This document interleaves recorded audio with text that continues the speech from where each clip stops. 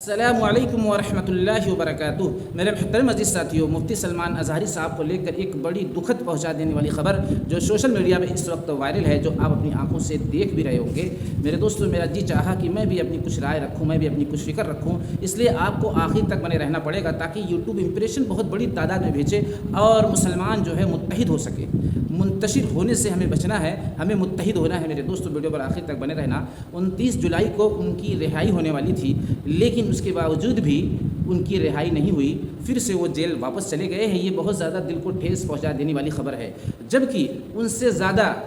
ایسے بھاشن دیے گئے ہیں کہ ان سے زیادہ اوور جو ہے بولنے کی کوشش کی گئی ہے، ان سے زیادہ بھڑکاؤ بھاشن دیے گئے ہیں، لیکن وہ لوگ ابھی تک سلاخوں کے پیچھے نہیں پہنچے۔ لیکن مفتی سلمان اظہری صاحب کے اوپر کون سا ایسا کیس لگ گیا جس کو میں بھی نہیں بتا سکتا، یہ تو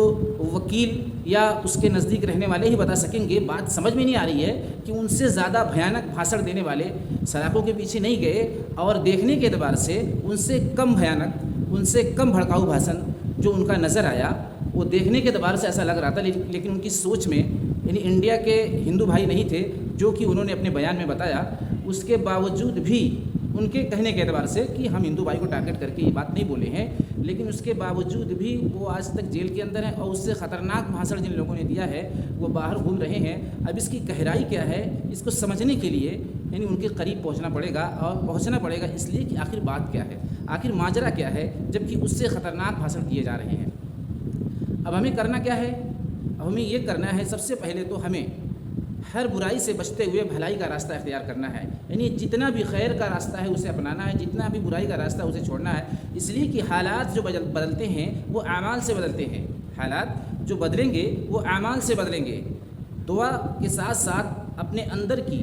جو برائی ہے اس کو بھی ختم کرنا پڑے گا۔ میرے دوستو، آپ آخر تک بنے رہنا۔ بہت سیدھی اور صاف ستھری بات آپ تک پہنچانے کی کوشش کر رہا ہوں، اور میں ان لوگوں کو گزارش کر رہا ہوں جو لوگ سانسد بنے ہوئے ہیں، پارلیمنٹ میں ان کو جانے کا موقع مل رہا ہے۔ یہ خوش نصیبی ہے ہم سب کے رب کی طرف سے کہ یہ مقام، یہ شرف حاصل ہوا۔ اب ان سے گزارش یہ ہے کہ وہ اپنی رائے پارلیمنٹ میں رکھنے کی کوشش کریں اور اس مدعے کو اٹھائیں کہ آخر ایسا کتنا بڑا گناہ ان سے ہو گیا، ایسا کتنا خطرناک بھاشن انہوں نے دیا ہے جس کی وجہ سے ان کی رہائی ہونے والی رہتی ہے، پھر پتہ چلا جیل جانا پڑ جا رہا ہے، پھر رہائی ہونے والی رہتی ہے، پھر جیل جانا پڑ جاتا ہے۔ اس کو سمجھنے بوجھنے کی کوشش پارلیمنٹ کے اندر یہ 25 سانسد جو مسلمان بھائی ہمارے بنے ہیں اس کا فائدہ اٹھانا چاہیے اور اپنی بات رکھنی چاہیے۔ چلو 25 کے 25 نہیں رکھ سکتے، کم سے کم 10 رکھیں، 15 اور بہت سی باتیں ہیں دیش کی اس کو رکھیں، لیکن 10 لوگ کم سے کم پارلیمنٹ میں اپنی رائے رکھیں، اس مدعے کو اٹھائیں۔ آخر وہ کب تک جیل کے اندر سڑتے رہیں گے اور تکلیفوں کا سامنا کرتے رہیں گے؟ ایک عیش و عشرت میں رہنے والا انسان،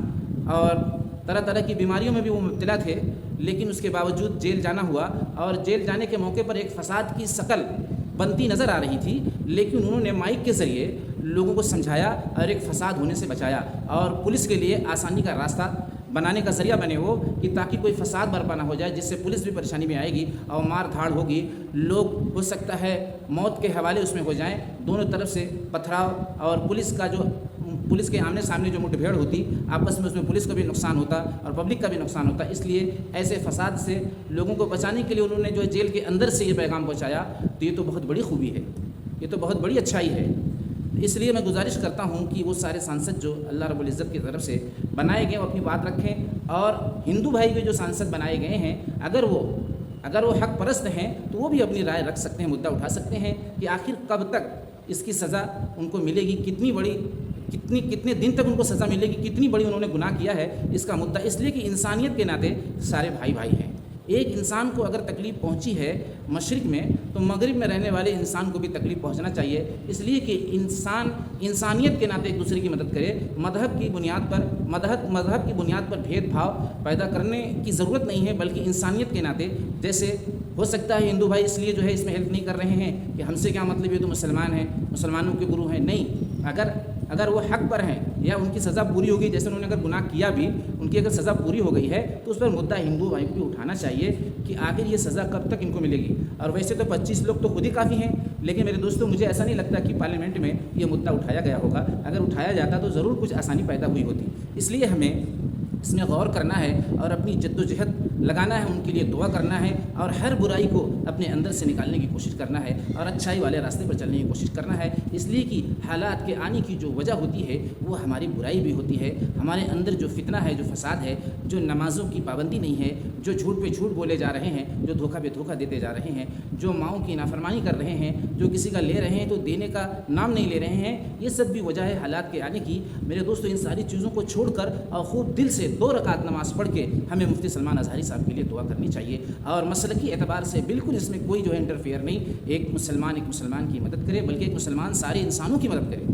چاہے اس کا پڑوسی ہندو ہو، چاہے سکھ ہو، چاہے عیسائی ہو، کوئی بھی دھرم کا رہنے والا ہو، ایک مسلمان کا حق ہے انسانیت کے ناطے سارے انسانوں کی مدد کرنا، اس پر ضروری ہے، اور سارے انسانوں کو بھی چاہیے کہ اگر ایک انسان مصیبت میں آ گیا ہے تو اس کی ہیلپ کرنا، سپورٹ کرنا، یہی انسانیت ہے میرے دوستو۔ اس لیے ہم دعا کے مانگنے سے پہلے اپنے اندر جو برائی پیدا ہے اس کو پہلے نکال کر پھینک دیں، اس کے بعد میرے دوستو دعاؤں کے لیے ہاتھ اٹھائیں، پھر دیکھیں کیسے دعا قبول ہوتی ہے۔ اس لیے کہ جب تک ہم گناہوں میں مبتلا رہیں گے، جیسے بارش نہیں ہو رہی، ہم لوگ اکثر بول رہے ہیں، تو بارش نہ ہونے کی کیا وجہ ہے؟ گناہوں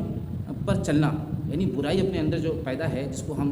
سچے دل سے جو ہے توبہ کرنے کے لیے تیار نہیں ہیں، اس کو نکالنے کے لیے تیار نہیں ہیں، میرے دوستو بارش کہاں سے ہوگی؟ موسیٰ علیہ السلام کے زمانے میں جو بارش نہیں ہوئی، اس کا آپ پتہ کریے، صرف ایک آدمی اس میں ایسا تھا اس قوم کے اندر جو گناہ گار تھا، اور جب تک اس نے توبہ نہیں کی تھی بارش نہیں ہو رہی تھی۔ سوچو آج کتنی بڑی تعداد میں لوگ گناہ کر رہے ہیں، اور کیا سے کیا کر رہے ہیں بتانے کی ضرورت نہیں میرے دوستو، ہر آدمی کو سچے دل سے توبہ کرنے کی ضرورت ہے، اور مفتی سلمان اظہری صاحب کے لیے دل سے دعا کرنے کی ضرورت ہے، اور ان کے لیے جو بھی قدم اٹھانا پڑے، جو بھی ان کے لیے ساتھ دینا پڑے، ہمارے جان مال وقت کی جو بھی قربانی دینا پڑے، ہمیں اس میں دینا چاہیے، قانون کی رعایت رکھ کر، قانون کا النگھن نہ کرتے ہوئے ہمیں اس میں ہیلپ کرنا چاہیے، ان کی مدد کرنا چاہیے۔ السلام علیکم۔